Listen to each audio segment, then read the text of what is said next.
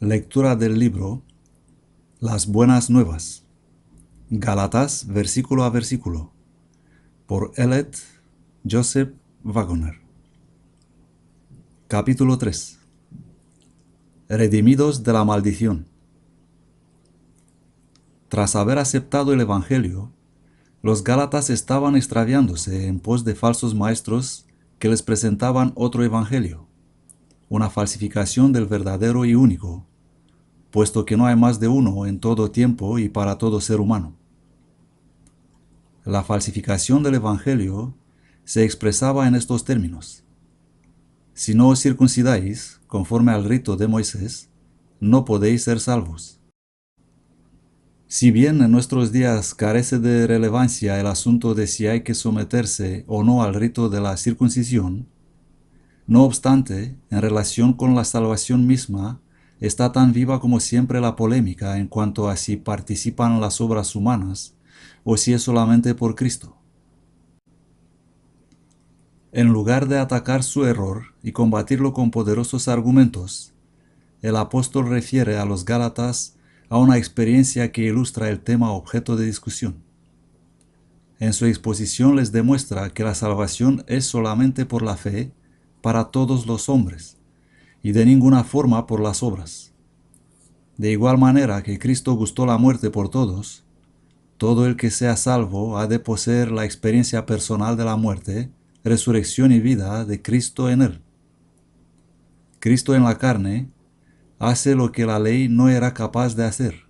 Gálatas 2:21. Romanos 8:3 y 4. Pero el mismo hecho señalado da testimonio de la justicia de la ley. Si ésta fuera en algún respecto deficiente, Cristo no habría cumplido sus requerimientos. Cristo muestra la justicia de la ley cumpliéndola, o realizando lo que demanda la ley, no simplemente por nosotros, sino en nosotros. La gracia de Dios en Cristo atestigua sobre la majestad y santidad de la ley. No desechamos la gracia de Dios. Si la justicia pudiera obtenerse por la ley, entonces en vano murió Cristo. Pretender que la ley puede ser abolida, que sus demandas pueden ser tenidas en poco, que se las puede pasar por alto, equivale a pretender que Cristo murió en vano. Repitámoslo: la justicia no puede obtenerse por la ley, sino solamente por la fe de Cristo. Pero el hecho de que la justicia de la ley no pueda lograrse de otra manera que no sea por la crucifixión, resurrección y vida de Cristo en nosotros, muestra la infinita grandeza y santidad de la ley. Cita de Gálatas 3:1. Oh Gálatas insensatos, ¿quién os fascinó a vosotros, a quienes Cristo fue presentado crucificado? Pablo escribió literalmente: ¿quién os hechizó? Mejor es obedecer que sacrificar, mejor la docilidad que la grasa de los carneros. Como pecado de hechicería es la rebeldía, crimen de tarafim, idolatría, la contumacia. Primera de Samuel 15:22 y 23. En hebreo dice literalmente: el pecado de rebelión es hechicería y la contumacia es rebelión e idolatría. ¿Por qué? Porque la rebeldía y contumacia son rechazo hacia Dios. Y aquel que rechaza a Dios se pone bajo el control de los malos espíritus. Toda idolatría es adoración al diablo. Lo que los gentiles sacrifican, a los demonios lo sacrifican. Primera de Corintios 10:20. No hay terreno neutral. Cristo dijo: el que no es conmigo está contra mí. Mateos 12:30. Es decir, la desobediencia, el rechazar al Señor, es el espíritu del anticristo. Como ya hemos visto, los hermanos Gálatas estaban apartándose de Dios. Inevitablemente, aunque quizás sin darse cuenta, estaban volviendo a la idolatría. Subcapítulo: una salvaguarda contra el espiritismo. El espiritismo no es más que otra forma de referirse a la antigua hechicería o brujería. Es un fraude, pero no el tipo de fraude que muchos imaginan. Hay en él una realidad. Es un fraude, ya que pretendiendo mantener comunicación con los espíritus de los muertos, la mantiene solamente con los espíritus de los demonios, dado que los muertos nada saben. Ser un médium espiritista es entregarse al control de los demonios. Solo hay una forma de protegerse de ello, y es aferrarse a la palabra de Dios. Aquel que considera con ligereza la palabra de Dios está perdiendo su asociación con Dios y se pone bajo la influencia de Satanás. Incluso hasta aquel que denuncia el espiritismo en los términos más enérgicos, si deja de aferrarse a la palabra de Dios, antes o después será descarriado por la poderosa seducción de la falsificación de Cristo. Solo manteniéndose firmemente por la palabra de Dios, podrá el creyente ser guardado en la hora de la prueba que está por venir a todo el mundo. Apocalipsis 3:10. El espíritu que ahora opera en los hijos de desobediencia, Efesios 2:2, es el espíritu de Satanás, el espíritu del anticristo. Y el evangelio de Cristo, que revela la justicia de Dios, Romanos 1:16 y 17, es la única salvación de él posible. Subcapítulo: Cristo crucificado ante nosotros. Cuando Pablo predicó a los Gálatas, les presentó a Cristo crucificado. Tan vivida fue la descripción que los Gálatas pudieron realmente contemplarlo ante sus ojos como el crucificado. No era solo un asunto de mera retórica por parte de Pablo, ni de imaginación por parte de ellos. Empleando a Pablo como instrumento, el Espíritu Santo los capacitó para ver a Cristo crucificado. Al respecto, la experiencia de los Gálatas no puede ser exclusiva de ellos. La cruz de Cristo es un hecho actual. La expresión ir a la cruz no es una mera forma de expresión, sino algo que se puede cumplir literalmente. Nadie puede conocer la realidad del Evangelio hasta que vea a Cristo crucificado ante sus ojos y hasta ver la cruz en cada parte. Podrá ser que alguien se burle, pero el hecho de que una persona ciega no vea el sol y niegue que éste brilla, no convencerá al que lo ve y recibe su luz. Muchos hay que podrán dar testimonio de que las palabras del apóstol, a propósito de que Cristo fue crucificado ante los ojos de los Gálatas, son más que una simple figura del lenguaje. Otros muchos han conocido esa misma experiencia. Dios quiera que este estudio de la epístola puede ser el medio de abrir los ojos a muchos más. Cita de Gálatas 3:2. Solo esto quiero saber de vosotros: ¿recibisteis el Espíritu por las obras de la ley o por haber oído con fe? Hay una sola respuesta: por haber oído con fe. Se da el Espíritu a aquellos que creen. Juan 7:38 y 39. Efesios 1:13. Podemos también ver que los Gálatas habían recibido el Espíritu Santo. No hay otra forma en la que pueda iniciarse la vida cristiana. Nadie puede decir, Jesús es el Señor, sino por el Espíritu Santo. Primera de Corintios 12:3. En el principio, el Espíritu de Dios se movía sobre la faz de las aguas, engendrando vida y actividad en la creación, pues sin Él no hay acción, no hay vida. No con ejército ni con fuerza, sino con mi espíritu, dice el Eterno Todopoderoso. Zacarías 4:6. Solamente el Espíritu de Dios puede cumplir su perfecta voluntad. Ninguna obra que el hombre pueda hacer es capaz de traer a Dios al alma. es tan imposible como que un muerto resucitara produciendo su propio soplo de vida. Así pues, los destinatarios de la epístola habían visto a Cristo crucificado ante sus ojos y lo habían aceptado mediante el Espíritu. ¿Lo has visto y aceptado tú? Cita de Gálatas 3:3. ¿Tan insensatos sois? Habiendo empezado por el Espíritu, ¿ahora vais a terminar por la carne? Insensatos es decir poco. El que no tiene poder para comenzar una obra, cree tener fuerzas para terminarla. Alguien incapaz de poner un pie delante del otro o de tenerse derecho, considera que en sí mismo tiene lo necesario para ganar una carrera. ¿Quién tiene el poder para engendrarse a sí mismo? Nadie. No venimos a este mundo engendrándonos a nosotros mismos. Nacemos sin fuerzas. Por lo tanto, toda la fuerza que podamos manifestar posteriormente tiene una procedencia externa a nosotros. Nos es dada en su totalidad. El bebé recién nacido es el representante del hombre. Ha venido un hombre al mundo, decimos.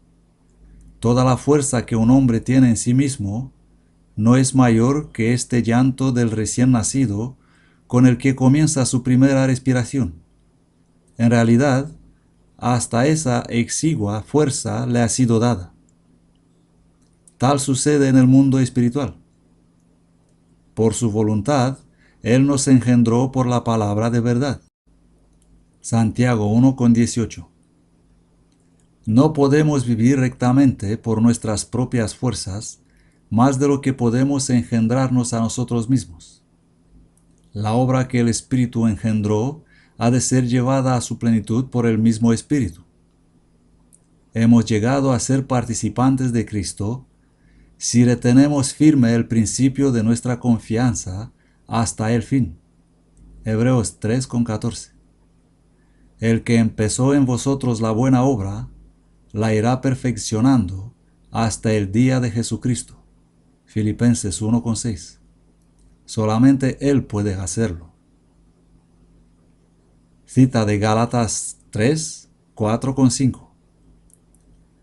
¿Tantas cosas habéis padecido en vano?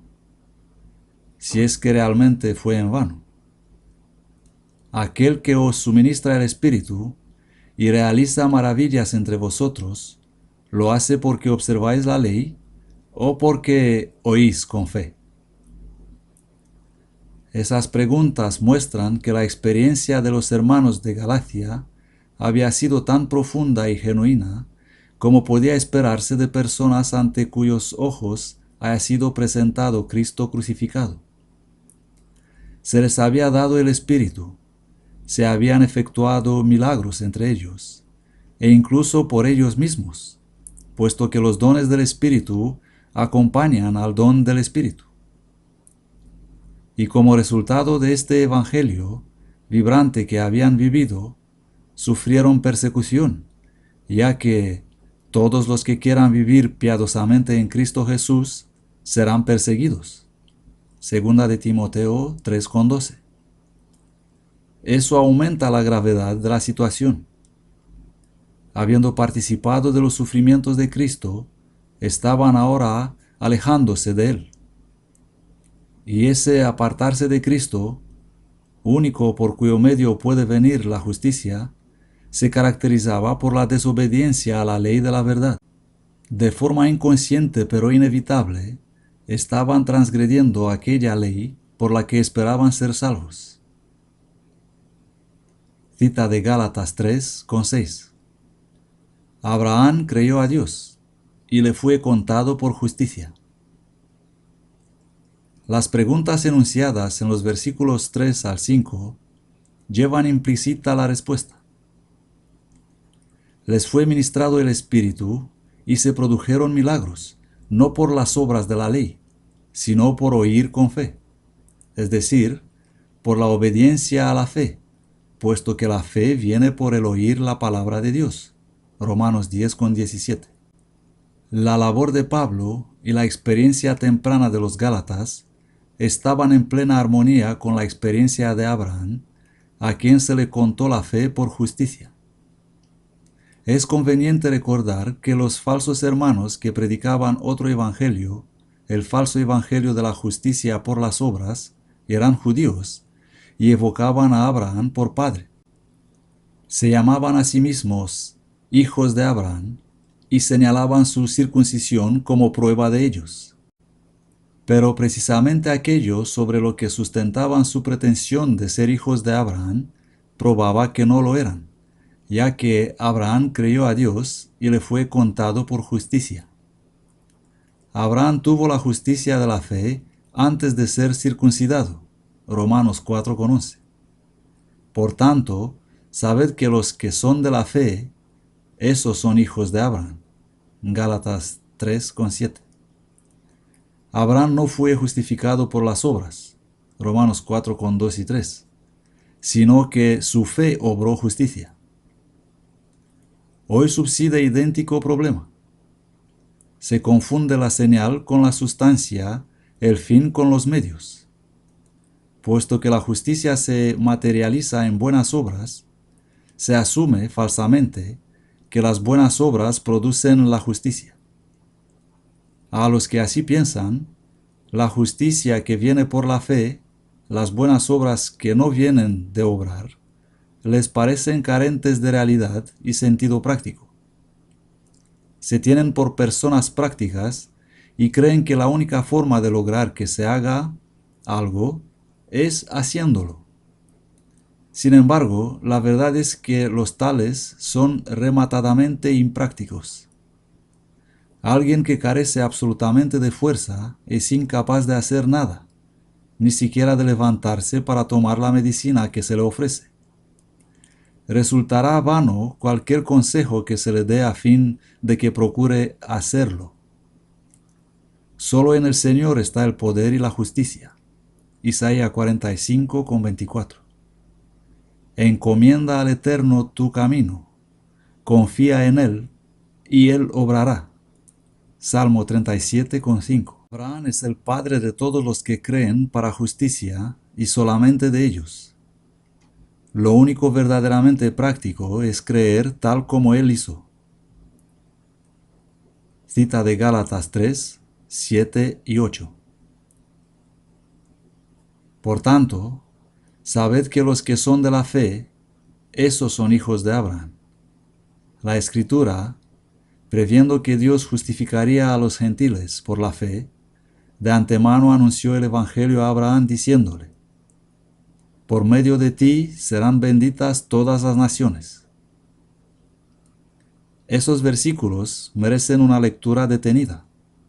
Su comprensión guardará de muchos errores, y no es difícil entenderlos.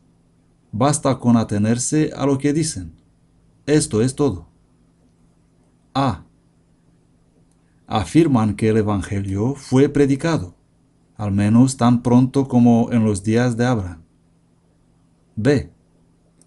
Fue Dios mismo quien lo predicó. Por lo tanto, se trata del verdadero y único Evangelio. C. Se trata del mismo Evangelio que Pablo predicó. Por lo tanto, no hay otro Evangelio diferente del que poseyó Abraham. D. El Evangelio no es hoy en ningún particular diferente del que existió en los días de Abraham. Dios requiere hoy lo mismo que entonces y nada más que eso. Aún hay más. El Evangelio fue entonces predicado a los gentiles, puesto que Abraham era gentil, o lo que es lo mismo, pagano. Recibió el llamado siendo pagano, puesto que Taré, padre de Abraham, y Nacor servían a otros dioses. Josué 24,2. Y fue un pagano hasta serle predicado el Evangelio. Así, la predicación del Evangelio a los gentiles no fue un fenómeno inédito en los días de Pedro y de Pablo. La nación judía fue tomada de entre los gentiles, y es solamente en virtud de la predicación del Evangelio a los gentiles como Israel tiene existencia y salvación. Hechos 15, de 14 a 18. Romanos 11, con 25 y 26. La existencia misma del pueblo de Israel era y sigue siendo una evidencia del propósito de Dios de salvar a personas de entre los gentiles. Es en cumplimiento de ese propósito que Israel existe. Vemos pues que el apóstol lleva a los gentiles y nos lleva a nosotros de vuelta a los orígenes, allí donde Dios mismo nos predica el Evangelio a nosotros, gentiles. Ningún gentil puede esperar ser salvo de otra forma, o por otro evangelio diferente de aquel por el que fue salvo Abraham. Cita de Gálatas 3, 9 y 10.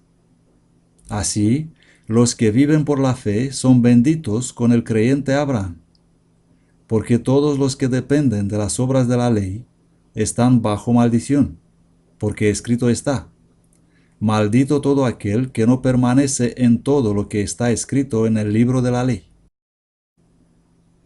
Observa la estrecha relación que guardan estos versículos con el precedente. A Abraham le fue predicado el Evangelio en estos términos: por medio de ti serán benditas todas las naciones. Pagano, gentil y naciones, del versículo 8, se traducen a partir del mismo vocábulo griego. Esa bendición consiste en el don de la justicia mediante Cristo, como indica Hechos 3, con 25 y 26. Vosotros sois los hijos de los profetas, y del pacto que Dios concertó con nuestros padres, cuando dijo a Abraham: en tu descendiente serán benditas todas las familias de la tierra. Habiendo Dios resucitado a su Hijo, lo envió primero a vosotros para que os bendijese, a fin de que cada uno se convierta de su maldad. Dado que Dios predicó el Evangelio a Abraham, diciendo: por medio de ti serán benditas todas las naciones, los que creen resultan benditos con el creyente Abraham. No hay otra bendición para el hombre, sea este cual fuere, excepto la que Abraham recibió.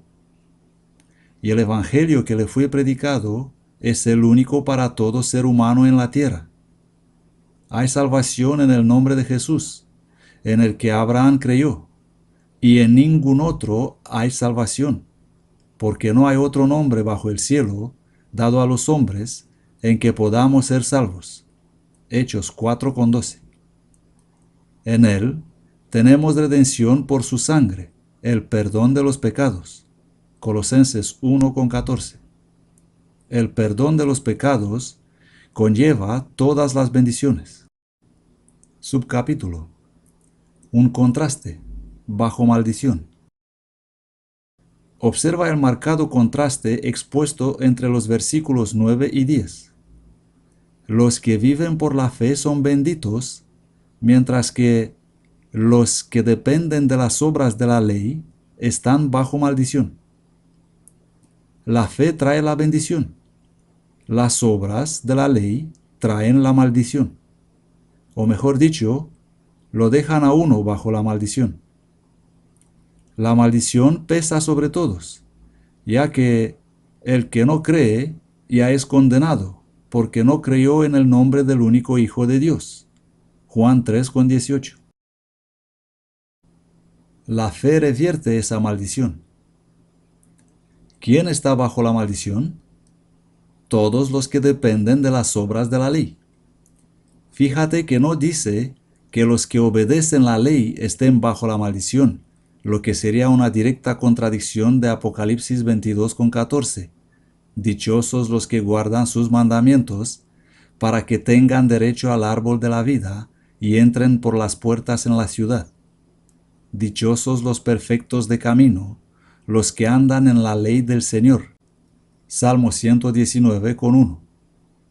Los que son de la fe son guardadores de la ley, puesto que los que son de la fe son benditos, y los que guardan los mandamientos son también benditos. Guardan los mandamientos por la fe. Pero el Evangelio es contrario a la naturaleza humana. Venimos a ser hacedores de la ley, no haciendo, sino creyendo.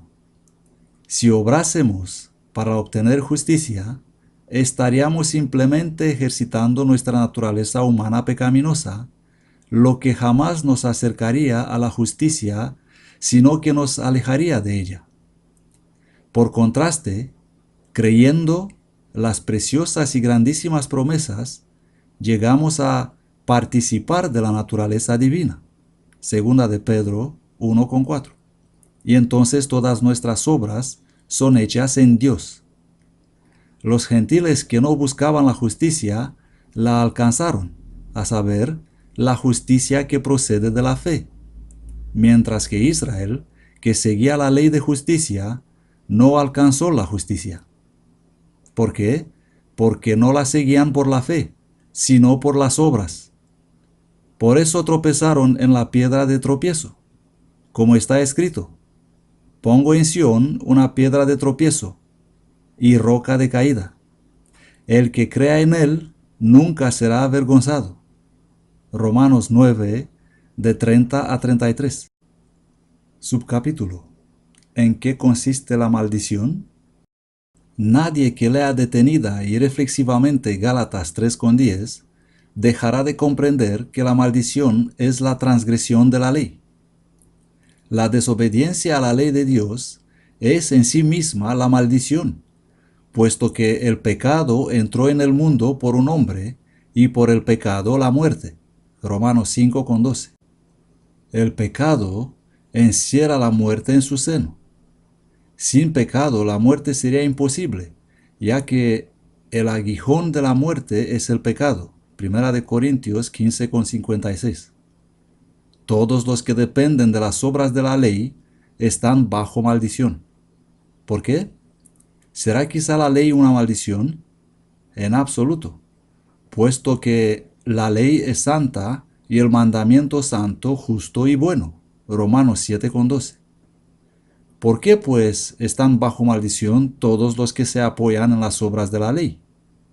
Porque está escrito: maldito todo aquel que no permaneciere en todas las cosas que están escritas en el libro de la ley, para hacerlas. No hay que confundirse. No es maldito porque obedezca la ley, sino porque no lo hace. Así pues, es fácil ver que apoyarse en las obras de la ley no significa que uno esté cumpliendo la ley. No, porque la inclinación de la carne es contraria a Dios, y no se sujeta a la ley de Dios, ni tampoco puede. Romanos 8,7. Todos están bajo la maldición, y el que piensa en librarse de ella por sus propias obras, continúa en ella.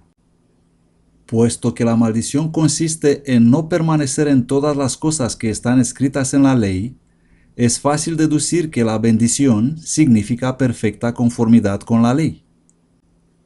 Subcapítulo: bendición y maldición. Hoy pongo ante vosotros la bendición y la maldición. La bendición si obedecéis los mandamientos del Eterno vuestro Dios, que os prescribo hoy. Y la maldición si no obedecéis los mandamientos del Eterno vuestro Dios. Deuteronomio 11, con 26 a 28. Esa es la palabra viviente de Dios dirigida personalmente a cada uno de nosotros. La ley produce ira. Romanos 4,15. Pero la ira de Dios viene solamente sobre los desobedientes. Efesios 5,6. Si creemos verdaderamente, no somos condenados, porque la fe nos pone en armonía con la ley, la vida de Dios. El que mira atentamente en la ley perfecta, la de la libertad, y persevera en ella, y no es oyente olvidadizo, sino cumplidor, éste será feliz, bendito, en lo que hace. Santiago 1,25. Subcapítulo: buenas obras. La Biblia no desprecia las buenas obras. Al contrario, las exalta. Palabra fiel es esta. En estas cosas insiste con firmeza, para que los que creen en Dios procuren ocuparse en buenas obras. Estas cosas son buenas y útiles a los hombres. Tito 3,8. La acusación que pesa contra los incrédulos es que niegan a Dios con los hechos. Son reprobados para toda buena obra. Tito 1:16. Pablo exhortó a Timoteo a que mandase a los ricos de este siglo que hagan bien, que sean ricos en buenas obras. 1 Timoteo 6:17 y 18. Y el apóstol oró por todos nosotros para que andéis como es digno en el Señor, a fin de agradarle en todo, para que fructifiquéis en toda buena obra. Colosenses 1:10. Más aún, se nos da la seguridad de ser creados en Cristo Jesús para buenas obras, para que anduviésemos en ellas. Efesios 2:10. Él mismo preparó estas obras para nosotros, las produjo y las concede a todo el que cree en Él. Salmo 31:19. Esta es la obra de Dios, que creáis en aquel a quien Él envió. Juan 6:29. Se requieren buenas obras, pero no podemos hacerlas. Solamente aquel que es bueno, que es Dios, puede hacerlas. Si es que en nosotros existe el más mínimo bien, se debe a la obra de Dios. Nada de lo que Dios hace es digno de desprecio. El Dios de paz, que por la sangre del pacto eterno resucitó de los muertos a nuestro Señor Jesucristo, el gran pastor de las ovejas, os haga aptos en toda buena obra, para que hagáis su voluntad, haciendo Él en vosotros lo que es agradable ante Él, por medio de Jesucristo, a quien sea la gloria por los siglos de los siglos. Amén. Hebreos 13:20 y 21. Cita de Gálatas 3:11 y 12. Pero es claro que por la ley ninguno se justifica ante Dios, porque el justo vivirá por la fe. La ley no procede de la fe, pues dice, el que hace esas cosas vive por ellas. Subcapítulo. ¿Quiénes son los justos? Cuando leemos la repetida declaración, el justo vivirá por la fe, es imprescindible que comprendamos claramente qué significa el término justo. Ser justificado por la fe es ser hecho justo por la fe. Toda injusticia es pecado. Primera de Juan 5:17. Y el pecado es la transgresión de la ley. Primera de Juan 3:4. Por lo tanto, toda injusticia es transgresión de la ley. Y por supuesto, toda justicia es obediencia a la ley. Vemos por lo tanto que el justo o recto es aquel que obedece la ley. Y ser justificado es ser hecho guardador de la ley. Subcapítulo. ¿Cómo llegar a ser justo? El fin perseguido es la práctica del bien, y la norma es la ley de Dios. La ley produce ira, por cuanto todos pecaron, y por estas cosas viene la ira de Dios sobre los desobedientes. ¿Cómo vendremos a ser hacedores de la ley y escaparemos así de la ira o maldición? La respuesta es, el justo vivirá por la fe. Por la fe, no por las obras, venimos a ser hacedores de la ley. Con el corazón se cree para justicia. Romanos 10:10. El que ningún hombre resulta justificado ante Dios por la ley es evidente. ¿Por qué? Porque el justo vivirá por la fe. Si la justicia viniese por las obras, entonces no vendría por la fe. Y si es por gracia, ya no es en base a las obras. Si fuera por obras, la gracia ya no sería gracia. Romanos 11:6. Al que obra, no se le cuenta el salario como favor, sino como deuda. En cambio, al que no obra, pero cree en aquel que justifica al impío, su fe le es contada por justicia. Romanos 4:4 y 5. No hay excepción. No hay caminos intermedios. No dice que algunos de los justos vivirán por la fe, ni tampoco que vivirán por fe y por obras, sino simplemente el justo vivirá por la fe. Eso prueba que la justicia no viene por las obras procedentes de uno mismo. Todos los justos son hechos justos y mantenidos en esta situación solamente por fe. Eso es así debido a la sublime santidad de la ley que está más allá del alcance del hombre. Solamente el poder divino puede cumplirla. Así, recibimos al Señor Jesús por la fe, y Él vive la perfecta ley en nosotros. Subcapítulo. La ley no procede de la fe. Es la ley escrita, sea en un libro o bien en tablas de piedra, a la que se refiere el texto. La ley dice simplemente: haz esto, no hagas aquello. El que hace esas cosas vive por ellas. La ley ofrece vida solamente bajo esa condición. Obras, solamente obras, es lo que la ley acepta. Poco importa el origen de las mismas, con tal que estén presentes. Pero nadie ha cumplido los requerimientos de la ley, por lo tanto, no puede haber hacedores de la ley. Es decir, no puede haber nadie cuya propia vida presente un registro de perfecta obediencia. El que hace esas cosas vive por ellas. Pero uno tiene que estar vivo a fin de poder hacerlas. Un muerto no puede hacer nada, y el que está muerto en delito y pecados es incapaz de obrar justicia. Efesios 2:1. Cristo es el único en quien hay vida, ya que Él es la vida, y Él es el único que cumplió y puede cumplir la justicia de la ley. Cuando no es negado y rechazado, sino reconocido y recibido, vive en nosotros toda la plenitud de su vida, de forma que ya no somos más nosotros, sino Cristo viviendo en nosotros. Entonces, su obediencia en nosotros nos hace justos. Nuestra fe nos es contada por justicia, simplemente porque esa fe se apropia del Cristo viviente. Por la fe sometemos nuestro cuerpo como templo de Dios. Cristo, la piedra viva, habita en el corazón, que se transforma así en trono de Dios. Y así, en Cristo, la ley viviente viene a ser nuestra vida, porque de Él, de corazón, mana la vida. Proverbios 4:23.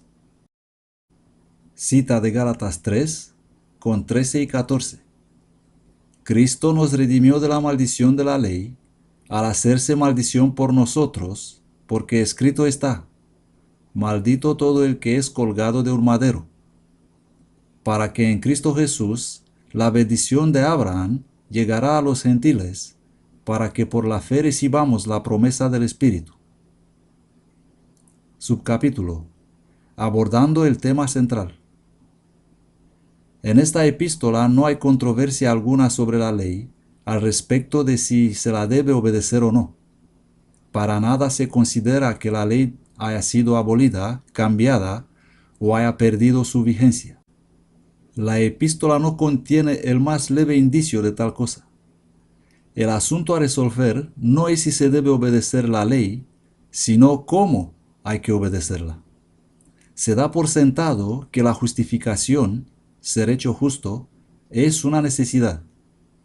La cuestión es la siguiente: ¿viene por la fe o por las obras? Los falsos hermanos estaban persuadiendo a los Gálatas de que debían ser hechos justos por sus propios esfuerzos. Pablo, mediante el Espíritu, les mostraba que todos esos esfuerzos eran vanos y que tenían por único resultado el que la maldición se ciñese aún más sobre el pecador. La justicia por la fe en Jesucristo queda establecida para todos en todo tiempo como la única justicia verdadera. Los falsos maestros se gloriaban en la ley, pero debido a su transgresión de la misma, traían oprobio al nombre de Dios. Pablo se gloriaba en Cristo, y mediante la justicia de la ley, a la que quedó así sometido, dio gloria al nombre de Dios. Subcapítulo. El aguijón del pecado. La última parte del versículo 13 muestra claramente que la maldición consiste en la muerte. Maldito todo el que es colgado de un madero. Cristo fue hecho maldición por nosotros al colgar del madero, es decir, al ser crucificado. Ahora bien, el pecado es el causante de la muerte. El pecado entró en el mundo por un hombre, y por el pecado la muerte. Así la muerte pasó a todos los hombres, pues todos pecaron. Romanos 5:12. El aguijón de la muerte es el pecado. Primera de Corintios 15:56. Así, virtualmente, el versículo 10 nos dice que todo el que no permanece en todo lo que está escrito en el libro de la ley puede darse por muerto. En otras palabras, la desobediencia equivale a la muerte. Cuando su mal deseo ha concebido, produce el pecado. Y el pecado, una vez cumplido, engendra muerte. Santiago 1:15. El pecado contiene la muerte, y el hombre sin Cristo está muerto en delitos y pecados. Efesios 2:1. Poco importa si se mueve aparentando estar lleno de vida, permanecen las palabras de Cristo. A menos que comáis la carne del Hijo del Hombre y bebáis su sangre, no tendréis vida en vosotros. Juan 6:53. La que se entrega a los placeres, viviendo, está muerta. Primera de Timoteo 5:6. Se trata de una muerte en vida, el cuerpo de muerte, de Romanos 7:24. El pecado es transgresión de la ley. La paga del pecado es la muerte. Por lo tanto, la maldición consiste en esa muerte que hasta el más atractivo de los pecados esconde dentro de sí. Maldito todo aquel que no permaneciere en todas las cosas que están escritas en el libro de la ley para hacerlas. Subcapítulo: Redimidos de la maldición. Cristo nos redimió de la maldición de la ley. Algunos lectores superficiales de este pasaje se apresuran a exclamar: no necesitamos guardar la ley, puesto que Cristo nos ha redimido de su maldición. Como si el texto dijese que Cristo nos ha redimido de la maldición de la obediencia. Los tales leen la Escritura sin provecho. La maldición, tal como hemos visto ya, es la desobediencia. Maldito todo aquel que no permaneciere en todas las cosas que están escritas en el libro de la ley para hacerlas. Por lo tanto, Cristo nos ha redimido de la desobediencia a la ley. Dios envió a su Hijo en semejanza de carne de pecado para que la justicia de la ley fuese cumplida en nosotros. Romanos 8:3 y 4. Alguno dirá irreflexivamente: eso me tranquiliza. Por lo que respecta a la ley, puedo hacer lo que quiera, puesto que todos fuimos redimidos. Es cierto que todos fuimos redimidos, pero no todos han aceptado la redención. Muchos dicen de Cristo: no queremos que este hombre reine sobre nosotros, y alejan de ellos la bendición de Dios. Pero la redención es para todos. Todos han sido comprados con la preciosa sangre, la vida de Cristo, y todos pueden, si así lo quieren, ser librados del pecado y de la muerte. Mediante esa sangre somos redimidos de la vana conducta que recibimos de nuestros padres. Primera de Pedro 1:18. Tómate el tiempo para pensar en lo que eso significa.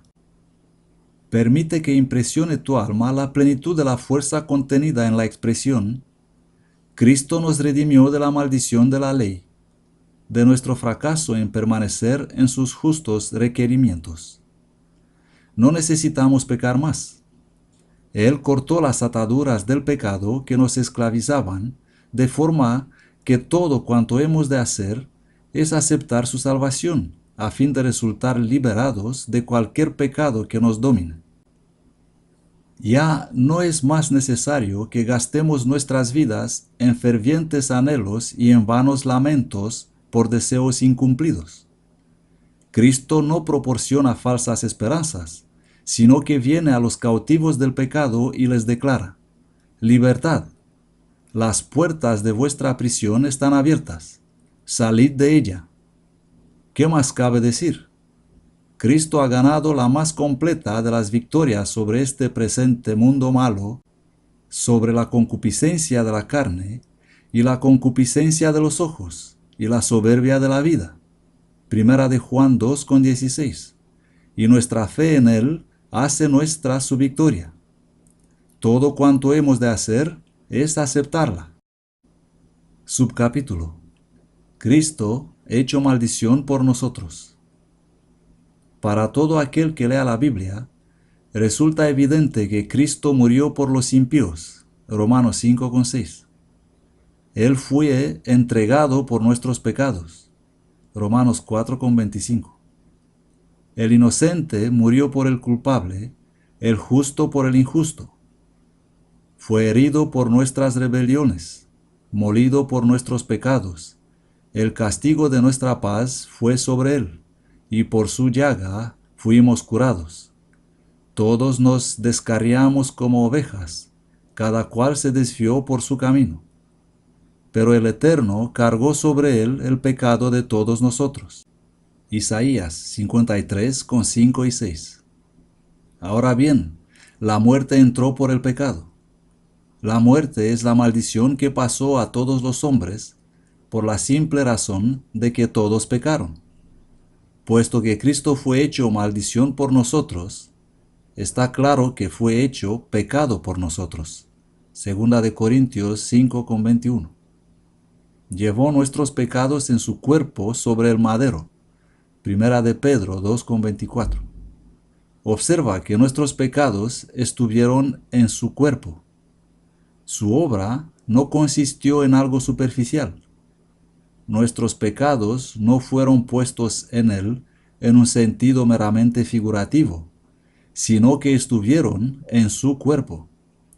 Fue hecho maldición por nosotros, fue hecho pecado por nosotros, y en consecuencia sufrió la muerte por nosotros. A algunos le parece una verdad detestable. Para los gentiles es locura y para los judíos piedra de tropiezo, pero para los que somos salvos es poder y sabiduría de Dios. Primera de Corintios 1:23 y 24. Recuerda que Él llevó nuestros pecados en su propio cuerpo, no sus pecados, puesto que nunca pecó. La misma escritura que nos informa de que Dios lo hizo pecado por nosotros, destaca que no tenía pecado. El mismo texto que nos asegura que llevó nuestros pecados en su cuerpo sobre el madero, especifica que no cometió pecado. El hecho de que fuese capaz de llevar nuestro pecado en él mismo y que pudiese ser hecho pecado por nosotros, y no obstante no cometiera ningún pecado, contribuye a su gloria imperecedera y a nuestra eterna salvación del pecado. Sobre él estuvieron los pecados de todos los hombres. Sin embargo, nadie pudo descubrir en él la más leve sombra del pecado. Aunque tomó todo el pecado sobre sí mismo, su vida jamás manifestó pecado alguno. Él lo tomó y lo sorbió por el poder de su vida indisoluble que vence a la muerte. Es poderoso para llevar el pecado sin permitir que éste lo manche. Es por su vida maravillosa como nos redime. Nos proporciona su vida para que podamos ser liberados de toda sombra de pecado que haya en nuestra carne. En los días de su vida terrenal, Cristo ofreció ruegos y súplicas con gran clamor y lágrimas al que lo podría librar de la muerte, y fue oído por su reverente sumisión. Hebreos 5:7. Pero murió. Nadie le quitó la vida. Él mismo la dio para volverla a tomar. Juan 10:17 y 18. Se desató del lazo de la muerte, por cuanto era imposible que fuera retenido por ella. Hechos 2:24. ¿Por qué fue imposible que la muerte lo retuviera? tras haberse puesto voluntariamente bajo el poder de ésta? Porque no tenía pecado. Tomó el pecado sobre sí, pero estuvo a salvo de su poder. Fue en todo semejante a sus hermanos, tentado en todo según nuestra semejanza. Hebreos 2:17, 4:15. Y puesto que de sí mismo nada podía hacer, Juan 5:30, oró al Padre para que lo librara de caer derrotado, quedando así bajo el poder de la muerte. Y fue oído. Hallaron cumplimiento sus palabras.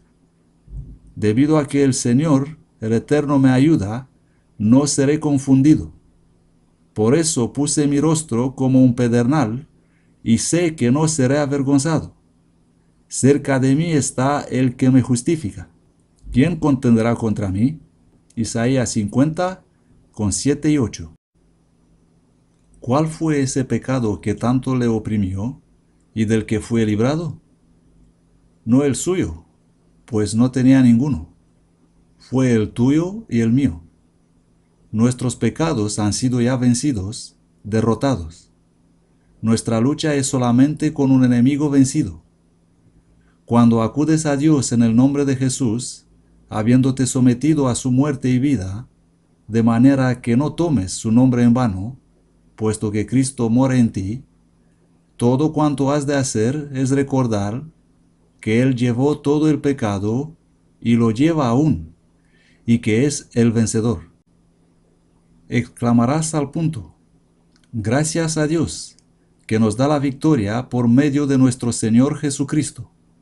1 Corintios 15:57. Gracias a Dios, que nos lleva siempre al triunfo en Cristo Jesús, y por nuestro medio manifiesta en todo lugar la fragancia de su conocimiento. 2 Corintios 2:14. Subcapítulo: la revelación de la cruz. El madero de Gálatas 3:13 nos lleva de nuevo al tema central de los textos del capítulo 2:20 y 3:1, la inagotable cruz. Consideremos 7 puntos en relación con ella. 1. La redención del pecado y la muerte se efectúa mediante la cruz. Gálatas 3:13. 2.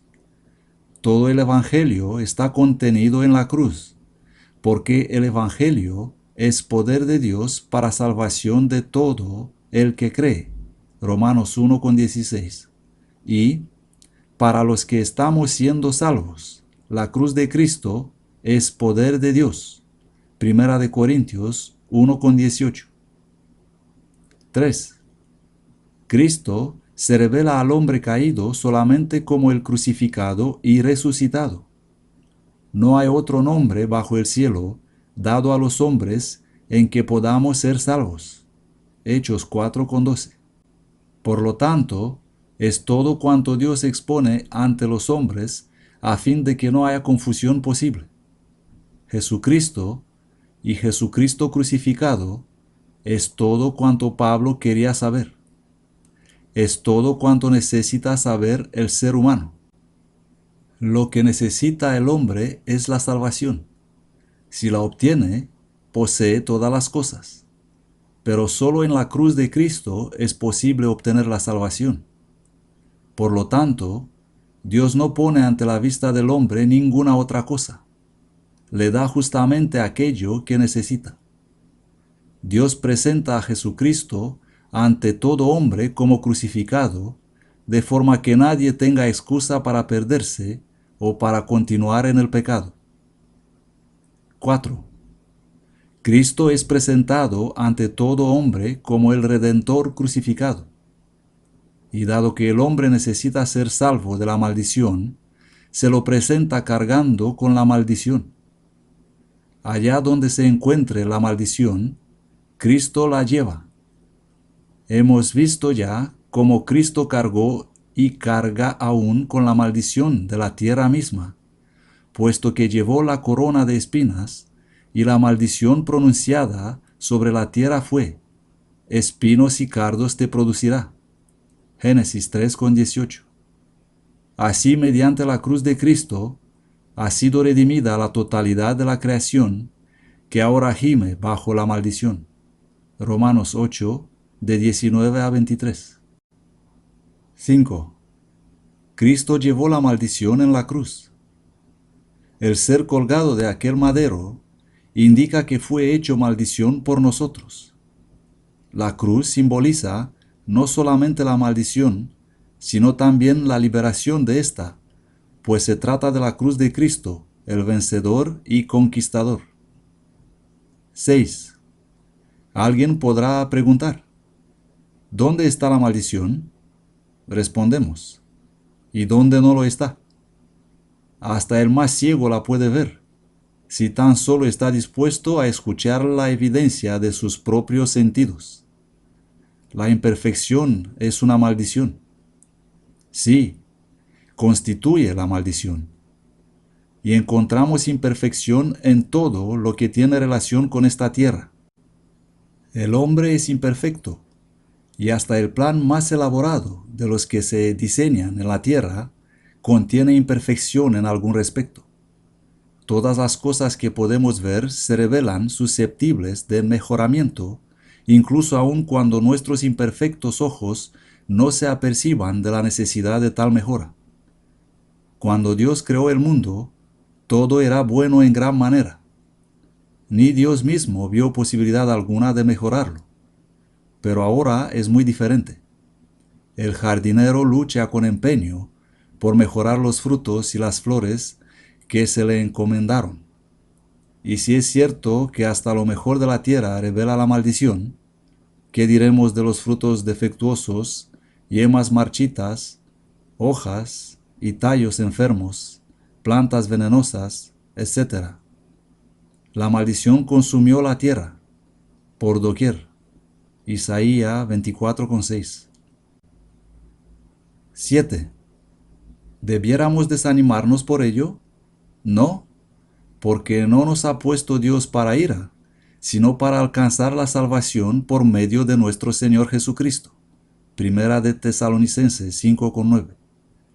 Aunque vemos la maldición por doquiera, la naturaleza vive y el hombre vive.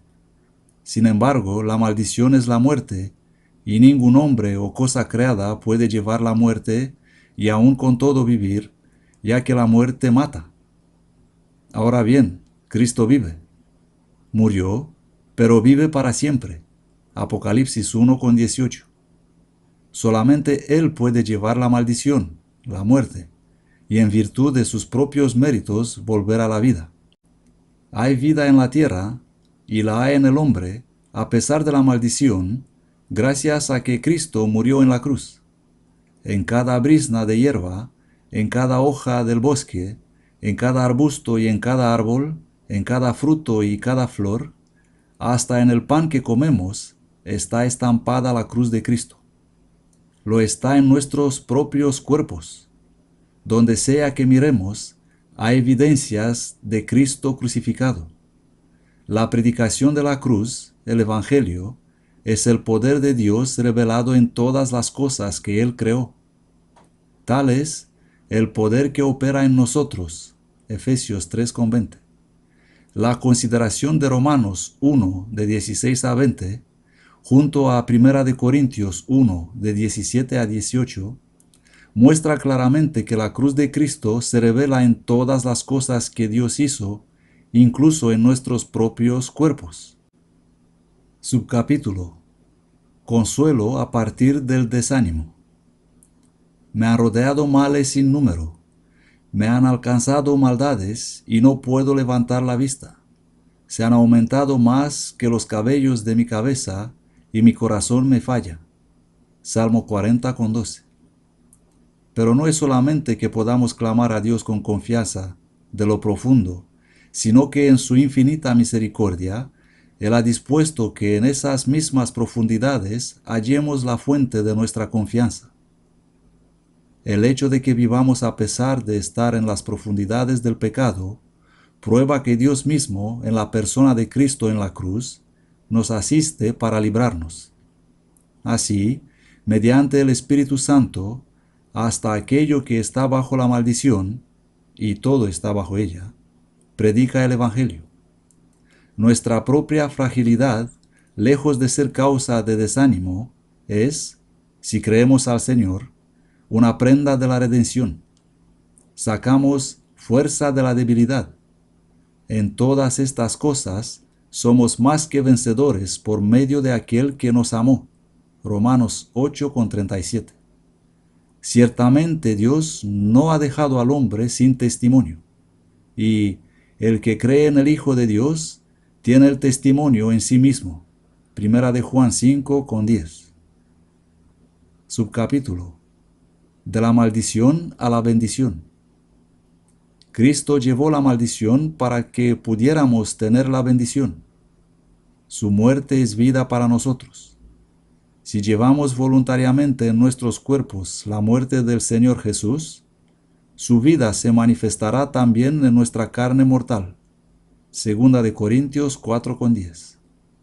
Él fue hecho pecado por nosotros, a fin de que seamos hechos justicia de Dios en él. Segunda de Corintios 5:21. La bendición que recibimos mediante la maldición que él lleva consiste en la liberación del pecado. Para nosotros, la maldición resulta de la transgresión de la ley. Gálatas 3:10. La bendición consiste en que nos volvamos de nuestra maldad. Hechos 3:26. Cristo sufrió la maldición, el pecado y la muerte, para que en Cristo Jesús la bendición de Abraham llegará a los gentiles. La bendición de Abraham consiste, tal como Pablo afirma en otra de sus epístolas, en la justicia por la fe.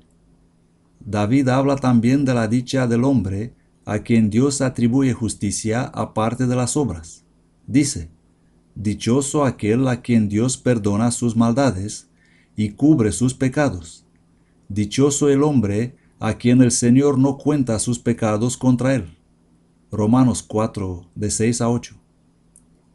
Pablo continúa exponiendo que esa bendición se pronuncia sobre los gentiles que creen, tanto como sobre los judíos que creen, puesto que Abraham mismo la recibió siendo aún incircunciso.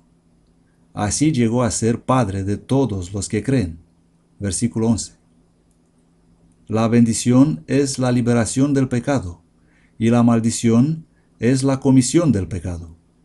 Dado que la maldición revela la cruz, el Señor hace que esa misma maldición proclame la bendición. El hecho de que estamos físicamente vivos, aunque seamos pecadores, nos asegura que la liberación del pecado es nuestra. Mientras hay vida, hay esperanza, dice el refrán. La vida es nuestra esperanza. Gracias a Dios por la bendita esperanza. La bendición ha venido a todos los hombres.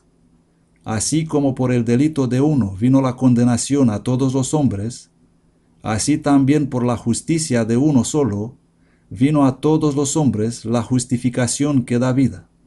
Romanos 5:18. Dios, que no hace acepción de personas, nos bendijo en Cristo con toda bendición espiritual en los cielos. Efesios 1:3. El don es nuestro y se espera que lo guardemos. Si alguien no tiene la bendición, es porque no ha reconocido el don, o bien porque lo ha rechazado deliberadamente. Subcapítulo: una obra consumada. Cristo nos redimió de la maldición de la ley, del pecado y la muerte. Lo realizó al hacerse maldición por nosotros, y nos libra así de toda necesidad de pecar. El pecado no puede tener dominio sobre nosotros si aceptamos a Cristo en verdad y sin reservas. Eso era verdad tan actual en los días de Abraham, Moisés, David e Isaías como en los nuestros. Más de 700 años antes de que aquella cruz fue levantada en el Calvario, Isaías, quien testificó de las cosas que comprendió cuando una brasa encendida tomada del altar purificó su propio pecado, dijo: Él llevó nuestras enfermedades y sufrió nuestros dolores. Fue herido por nuestras rebeliones, molido por nuestros pecados. El castigo de nuestra paz fue sobre él, y por su llaga fuimos curados. El Eterno cargó sobre él el pecado de todos nosotros. Isaías 53, de 4 a 6. Yo deshice como a nube tus rebeliones, y como a niebla tus pecados. Vuélvete a mí, porque yo te redimí. Isaías 44, 22. Mucho tiempo antes de Isaías, David escribió: No nos trata como merecen nuestras iniquidades, ni nos paga conforme a nuestros pecados. Cuanto está lejos el oriente del occidente, alejó de nosotros nuestros pecados. Salmo 103, con 10 y 12. Los que hemos creído entramos en el reposo, puesto que sus obras estaban acabadas desde la creación del mundo. Hebreos 4:3. La bendición que recibimos es la bendición de Abraham. No tenemos otro fundamento que el de los apóstoles y profetas, siendo Cristo mismo la piedra del ángulo. Efesios 2:20. La salvación que Dios ha provisto es plena y completa. Cuando vinimos al mundo, nos estaba ya esperando. No liberamos a Dios de ninguna carga si la rechazamos, ni le añadimos peso alguno al aceptarla.